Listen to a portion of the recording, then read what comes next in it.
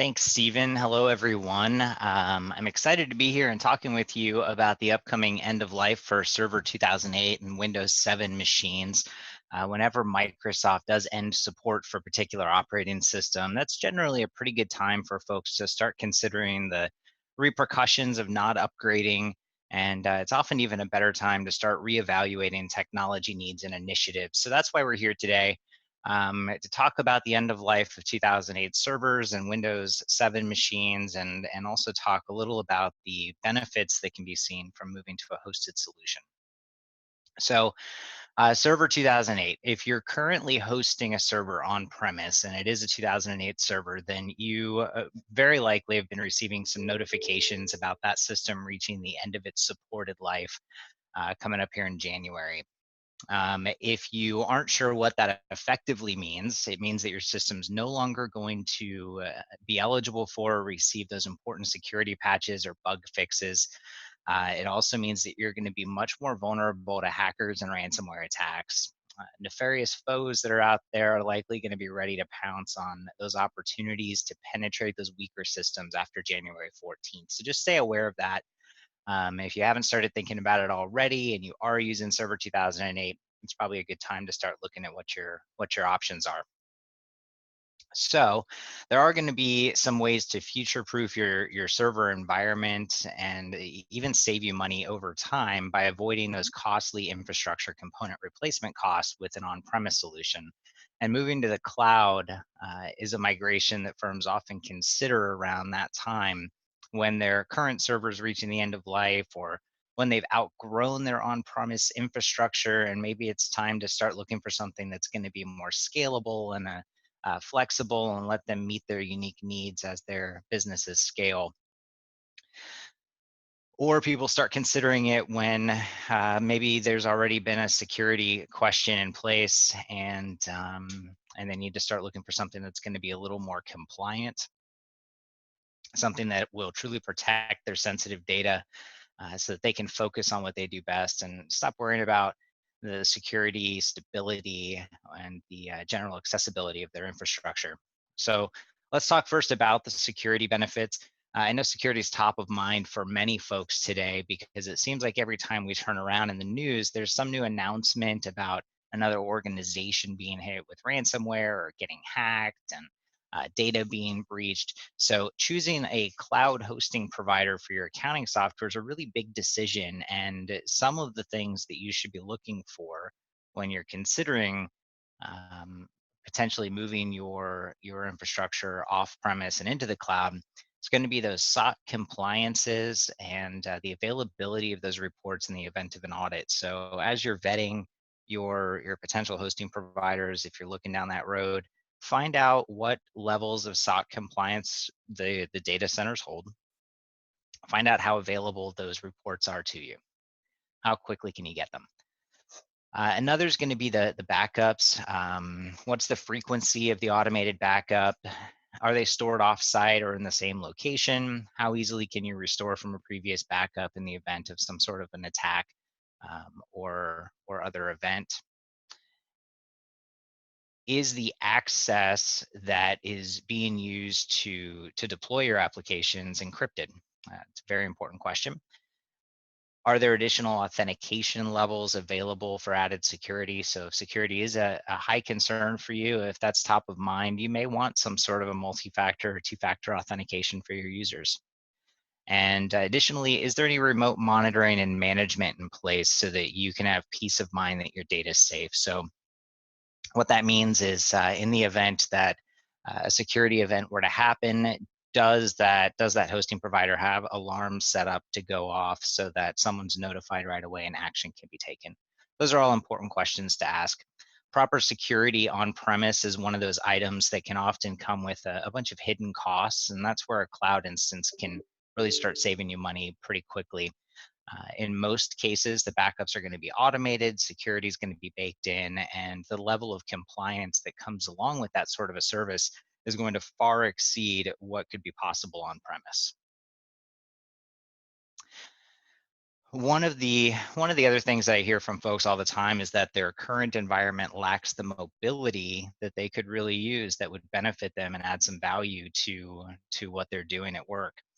Um, they have the desire to have that anytime, anywhere access and have users that prefer to use Mac or mobile devices. The caveat to that, though, is that they also want to retain that admin access to their dedicated environments, and they want to retain all the full featured robustness of their accounting software and third-party app integrations.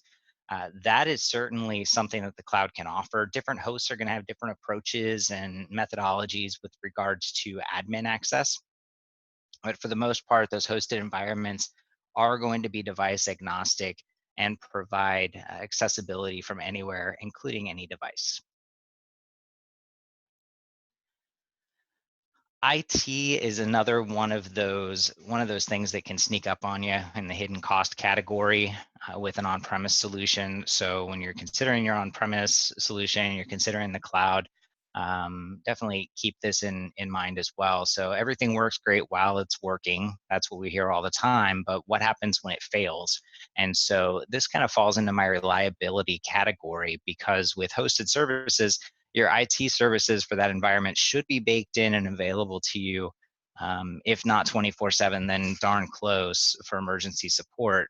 And so I can speak to our service specifically, um, and also note that there's no long-term contracts and support's available 24/7 via a number of different outlets, including phone and tickets and emails and live chats. And so do definitely research your options and ask questions. So as you're vetting different providers, if that's a road that you decide to go down, make sure you ask how accessible support's going to be for you, how to get in touch with them, and what the hours are. We've covered reliability, security, and accessibility pretty well. There are some additional slides I want to go through because I think that hidden costs are important items to consider.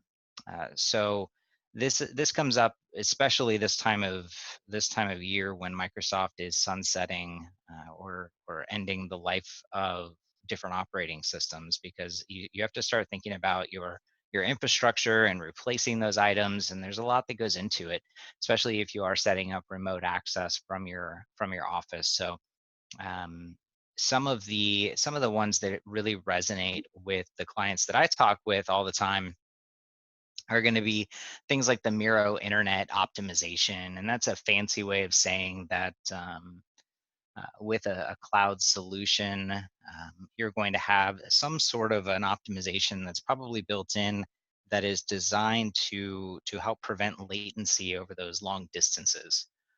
Another is going to be those third-party security scans. We've got TrustWave up here.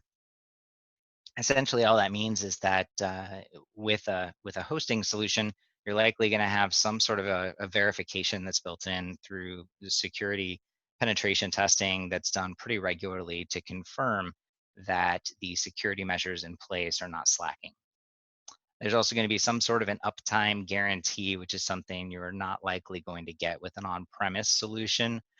Having an uptime guarantee really just means that you're going to be able to sleep at night, not worrying about whether or not your server is going to go down, or if a power outage at the office is going to mean you can't work from home, or heaven forbid, the case of California with the fires, if a fire were to move through and your office were shut down and evacuated, you know, and power is knocked out, are you still going to be able to access what you need to be able to access? So uptime guarantees, those are going to be really important for you. And geodiverse data centers is another one of those things that is going to be difficult for you to achieve on premise. So when you are considering upgrading your infrastructure, keep this in mind as well, that with data centers in geographically separate locations around the country, it means that your backups and possibly your entire infrastructure are going to be redundant, so that you have some enterprise grade disaster recovery in place, and can make sure that you can recover as quickly as possible from any sort of a disaster. And finally, one of the ones that really resonates is no need to upgrade that hardware every 3 to 5 years. So with a virtualized environment, it's going to be really easy to swap out CPUs and RAM or SSD drives. So those pieces of your architecture, you're not going to have to worry about. Those are going to be all replaced in the back end without any real disruption to your team.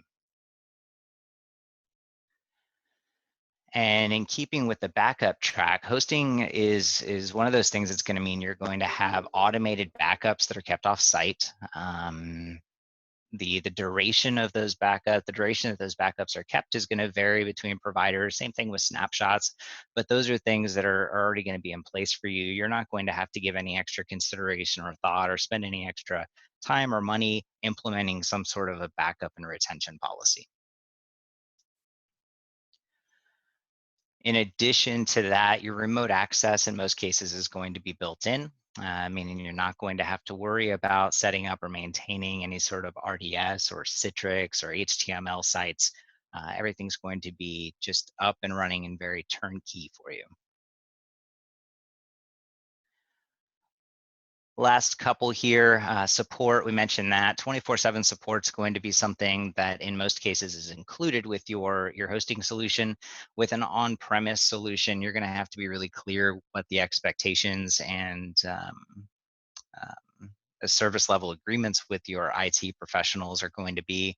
What happens if something goes wrong, the server crashes, you're having connectivity issues. How long is it going to take to get support? How do you reach them, and what happens on the weekend?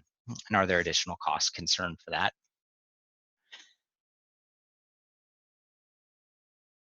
And then finally, those perpetual licenses can sneak up on you with an on-premise solution. So if you are looking at replacing your infrastructure and you're looking at adding accessibility remotely, just keep in mind that there's going to be some additional licensing requirements that you're going to want to keep top of mind, and make sure you consider all of that when comparing your cost and benefits with replacing on-prem versus moving to some sort of a cloud solution.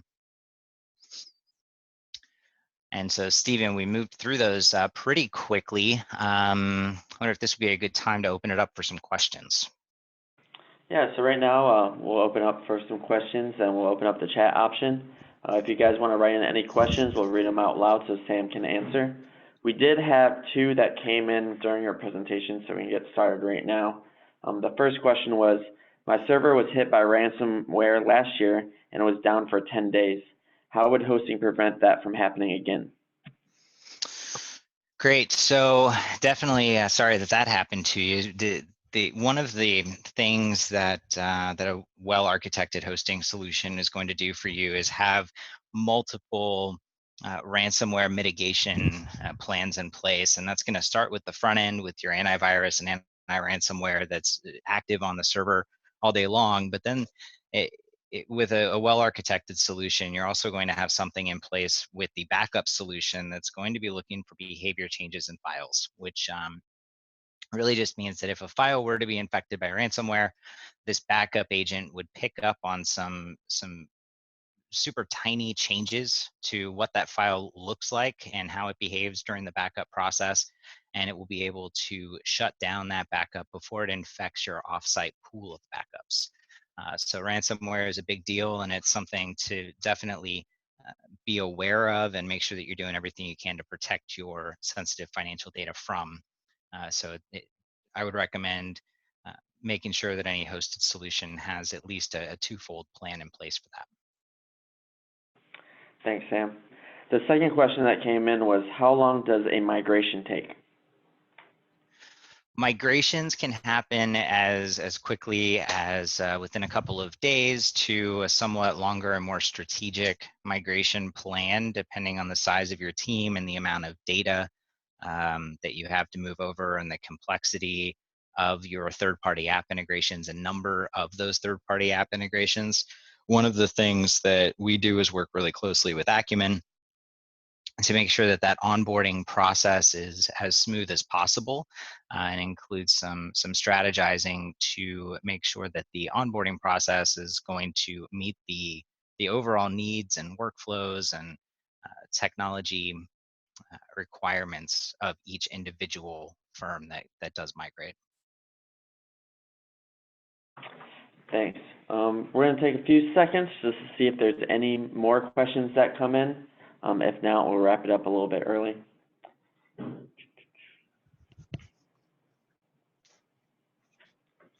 Okay, we have one more question. It says, what happens if I need to add storage or RAM? Hosted solutions are a lot different than your on-premise solutions in most cases, and those resources can be added virtually and almost instantly with a couple button clicks and a reboot of a server to get those additional resources allocated. So definitely a time perk associated there. You're not gonna have to wait around for an IT professional to show up on site and actually add those resources. Perfect. So it looks like that's all the questions we have for today, so I'm going to go ahead and wrap it up. Again, thanks everyone for attending. If you have any questions, feel free to email us at am@acumenfl.com, or you can give us a call at 407-965-2411. Be sure to follow us on LinkedIn, Twitter, and Facebook for all the latest industry trends. Again, thanks Sam for the presentation, and I hope you guys have a great rest of the week. Thanks, Stephen. Have a good one.